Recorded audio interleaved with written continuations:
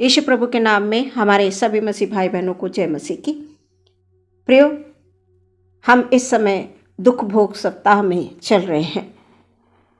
आज हम देखेंगे विजय प्रवेश से लेकर अंतिम भोज के समय तक के दिनों में यीशु ने अपने चेलों से क्या क्या बातें की, जिसे हम वचन में देख सकते हैं। मत्ती, मरकुस, लूका, यूहन्ना सारे अध्यायों में आपको मिल जाएगा।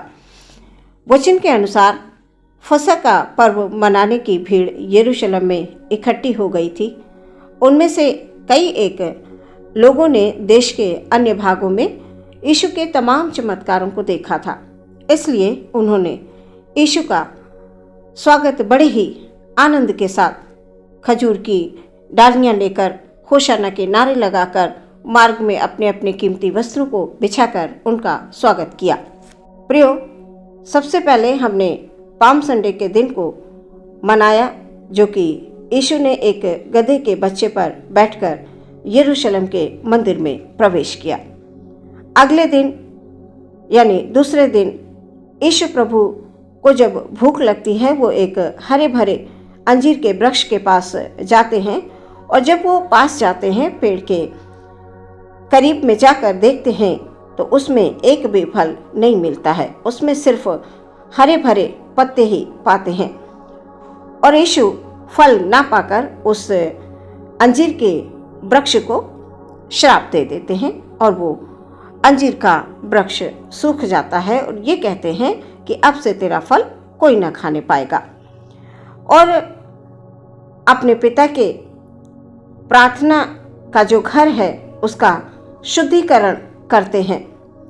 तमाम लोगों ने पिता के घर को डाकुओं की खो बना रखा था, लेन देन करते थे। उन सबको मंदिर से यीशु प्रभु ने बाहर निकाल दिया। उसके बाद हम देखते हैं कि तमाम जो शास्त्री फरीसी होते थे, वो यीशु के अधिकार के ऊपर प्रश्न उठाते थे। यीशु जो कुछ भी अद्भुत काम किया करते थे, उस पर वो प्रश्न उठाते थे कि तुम्हें ये अधिकार किसने दिया है? ये जो आप काम कर रहे हो, वो किसके अधिकार से तुम करते हो? उसके बाद प्रिय यीशु प्रभु ने वचन के माध्यम से उन्हें यही बताया कि मुझे ये अधिकार जितने भी दिए हैं वो मुझे पिता की ओर से मिले हैं। प्रिय, चौथे दिन हम देखते हैं कि यीशु के विरुद्ध यहूदा इस्करियोती और जितने भी महायाजक, शास्त्री, फरीसी ये सब थे, यीशु के विरुद्ध षड्यंत्र रचने की योजना शुरू कर देते हैं। प्रियो, आज हम वचन में पढ़ते हैं कि जब यीशु मसीह उपदेश दे चुके तो उन्होंने अपनी मृत्यु के विषय में चेलों से कहा कि 2 दिन के बाद फसह का पर्व है। मनुष्य का पुत्र शीघ्र ही अपने ही लोगों के हाथ पकड़वाया जाएगा और क्रूस पर चढ़ा दिया जाएगा। वचन बताता है, प्रधान याजक और पुण्य काइफा नामक महायाजक के आंगन में एकत्रित होकर चुपचाप यीशु मसीह को पकड़कर मार डालने की योजना बनाने लगे, षड्यंत्र रचने लगे। परंतु वो ये भी कहने लगे कि पर्व के समय हम ये काम नहीं करेंगे, वरना लोग हमारे विरुद्ध उठकर खड़े हो जाएंगे।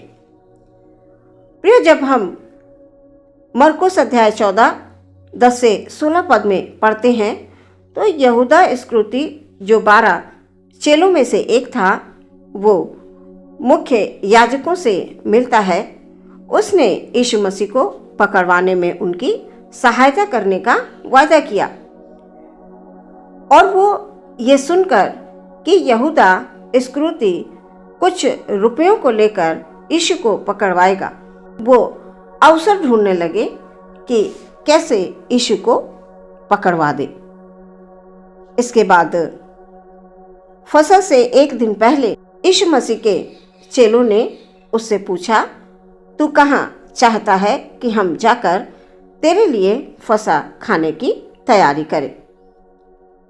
यीशु ने अपने चेलों में से 2 को ये कहकर भेजा, एक व्यक्ति जल का घड़ा लिए हुए तुम्हें मिलेगा।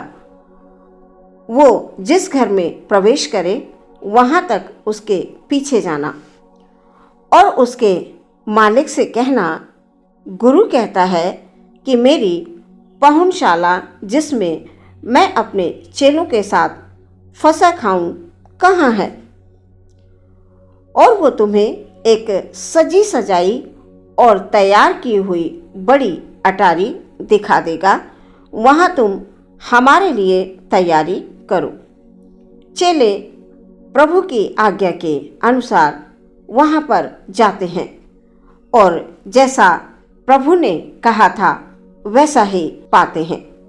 प्रभु ने कहा था कि तुम्हें वहां पर सजी सजाई एक मेज तैयार मिलेगी और तुम वहां पर जाओ। और जैसा यीशु मसीह के चेलों ने आज्ञा पाई, उस आज्ञा को पाकर वो वहां पर गए और वैसा ही पाया जैसा यीशु ने कहा था। आज फसह का दिन है। हम सब मिलकर प्रभु भोज में एकत्रित होंगे। प्रियो, हम उन सारी बातों को स्मरण करेंगे जो प्रभु ने अपने चेलों के साथ रहते हुए आखिरी अंतिम भोज किया था।